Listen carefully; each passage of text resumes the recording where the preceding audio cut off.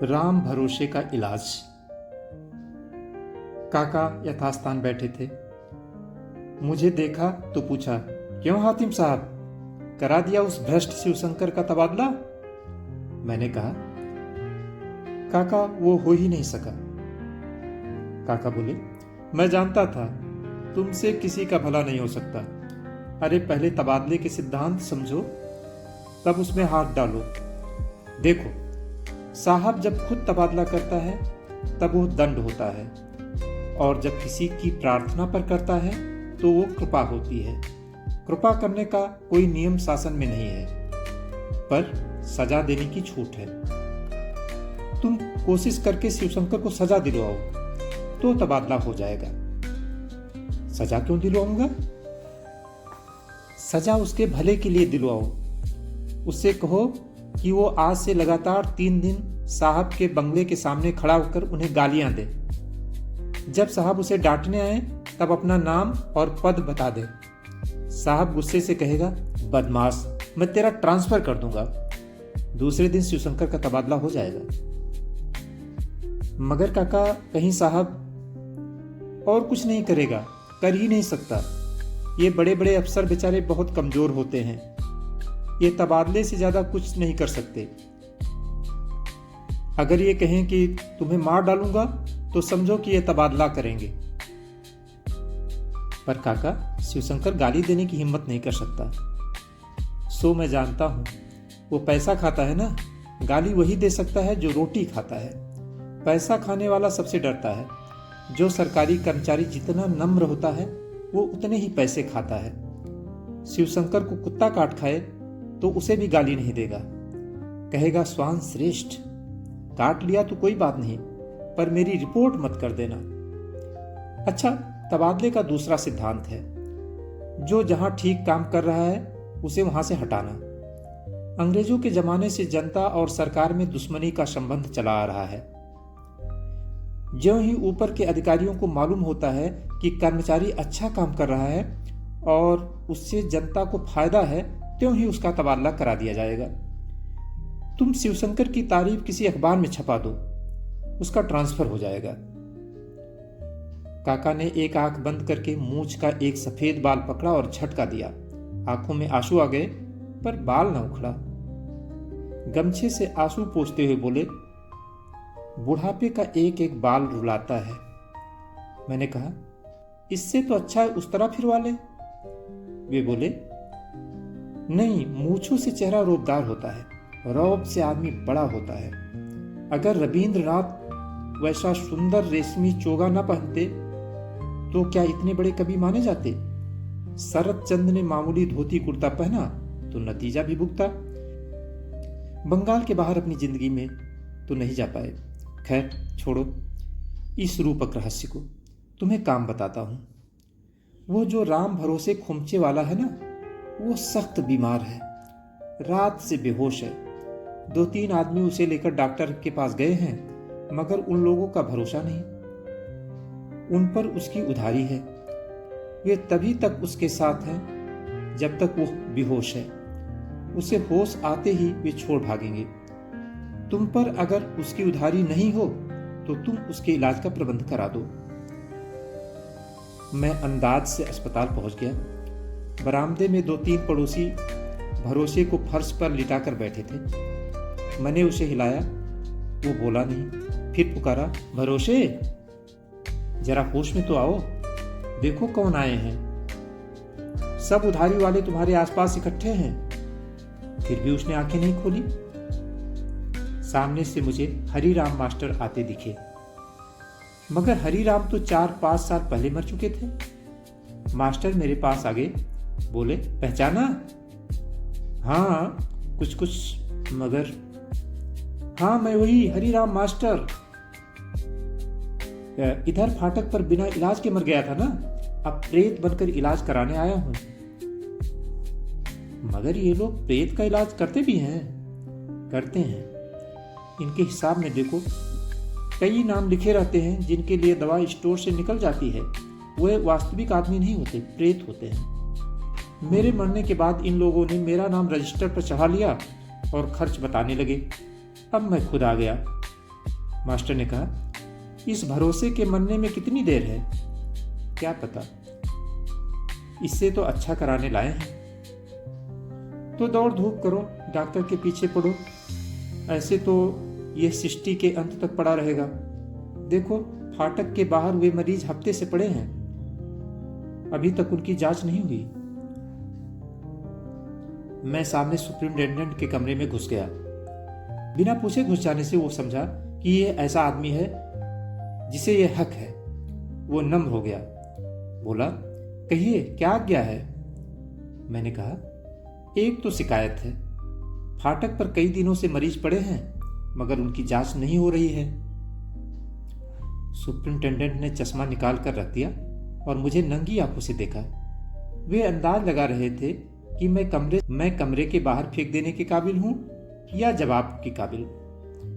मैं जवाब के काबिल निकला। वे मुझे समझाने लगे, देखिए, आपका ख्याल गलत है, उनकी जांच तो हो रही है। इसे हम प्राथमिक जांच यानी प्राइमरी इन्वेस्टिगेशन कहते हैं। ये जरा टेक्निकल चीज है। बाहर मरीजों को पड़े रहने देकर हम उनके रोग की जांच करते हैं और उन मरीजों को छांटते हैं जो इलाज के लायक हैं।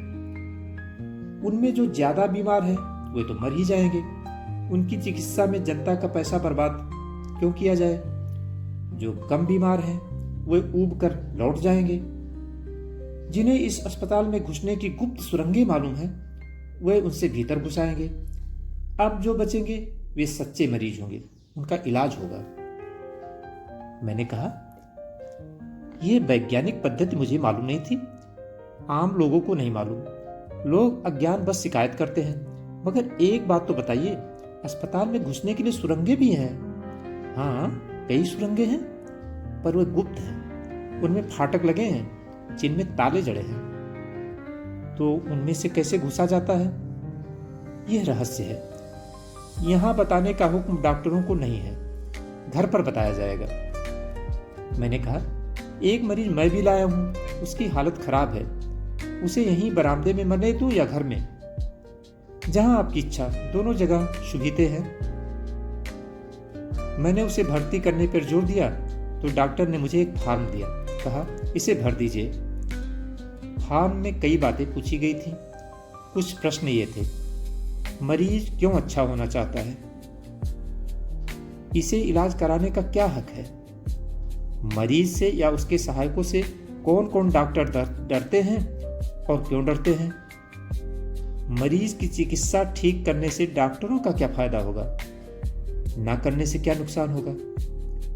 ऐसे 5 बड़े आदमियों के नाम लिखो जो चाहते हैं कि मरीज स्वस्थ हो जाए।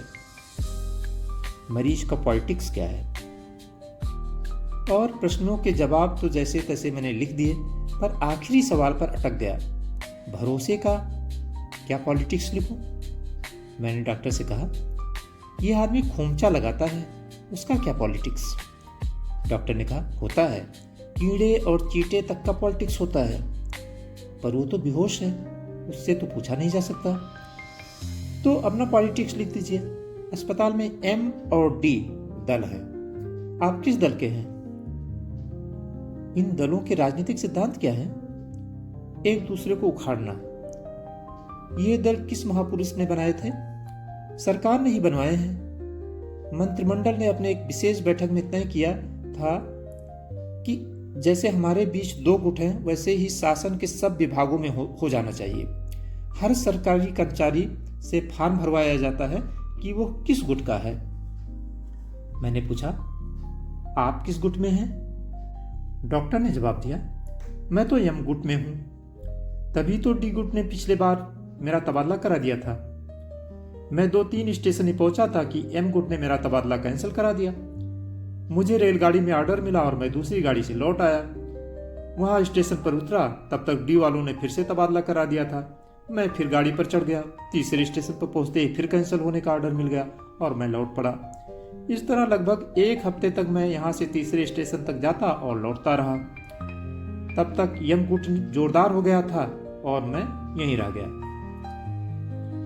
मैंने कहा, डॉक्टर साहब, मैं तो ना M का हूं ना D का, पर राम भरोसे को M गुट में होना चाहिए, वही लिख देता हूं। फॉर्म भरकर मैं दूसरे कमरे में गया। वहाँ एक डॉक्टर ने फॉर्म देखा और कहा, अच्छा एम वाला है, इसका डॉक्टर तय करिए, पैसा उछालिए। चित एम पट डी। मैंने पैसा उछाला, डी निकला।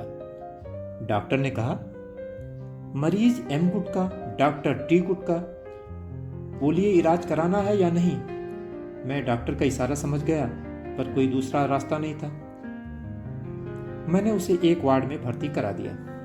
मैंने देखा वार्ड के आसपास मरीजों के रिश्तेदार डंडे लेकर पहरा दे रहे हैं। एक डंडाधारी से पूछा, डंडा लिए क्यों खड़े हो?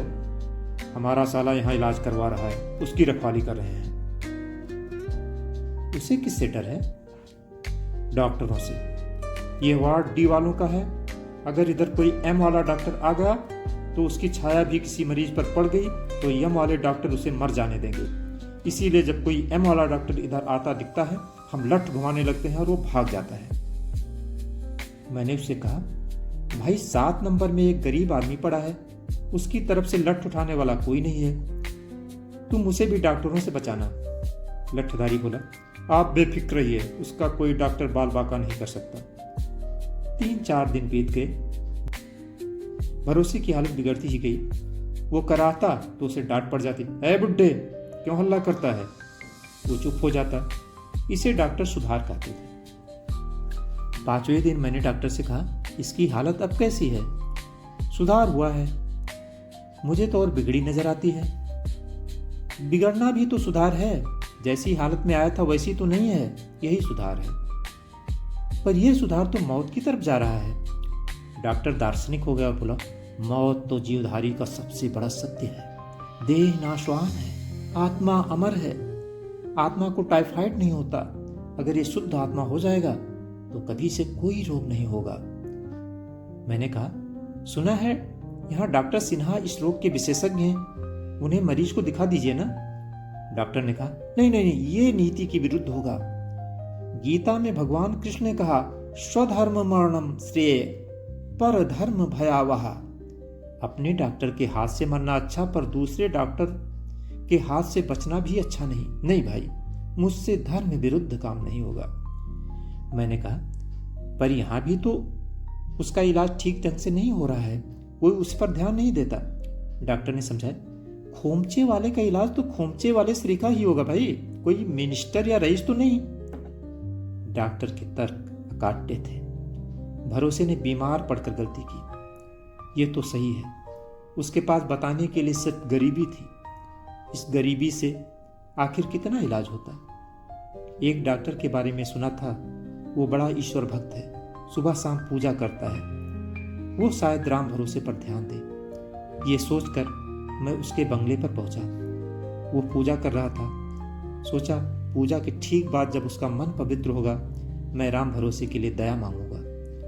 पूजा का कमरा पास ही था और मैं उसकी स्तुति सुन रहा था, दीन बंधु कृपाल भगवान हरण भव भय दारुणम। फिर मेरे कानों में यह शब्द सुनाई पड़े, हे भगवान करुणा निधान, तू सब भक्तों पर कृपा करता है, मुझ क्षुद्र भक्त की भी एक प्रार्थना सुन ले। हे दीनबंधु, तू वार्ड 3 के 7वें नंबर के मरीज को इस दुनिया से उठा ले। मैं सुना तो सन्न रह गया। यही तो राम भरोसे के बेड का नंबर था। डॉक्टर बाहर आया तो मैंने कहा, आप उस मरीज को क्यों मारना चाहते हैं? डॉक्टर ने जवाब दिया, मैं एम गुट का हूं और वो डी गुट वाले डॉक्टरों के चार्ज में है। अगर वो मर गया तो डी वाले बदनाम होंगे और मैं उनकी इंक्वायरी कराऊंगा। मैंने बंगले के बाहर आकर सोचा, अस्पताल जाऊं या नहीं जाऊं, राम भरोसे को वहां से बाहर निकाल लूं या पड़ा रहने दूं। मैंने तय किया कि मुझे घर लौट जाना चाहिए, राम भरोसे को उसके भगवान के सुपुर्द कर देना चाहिए। आदमी उसके लिए कुछ भी नहीं कर सकता।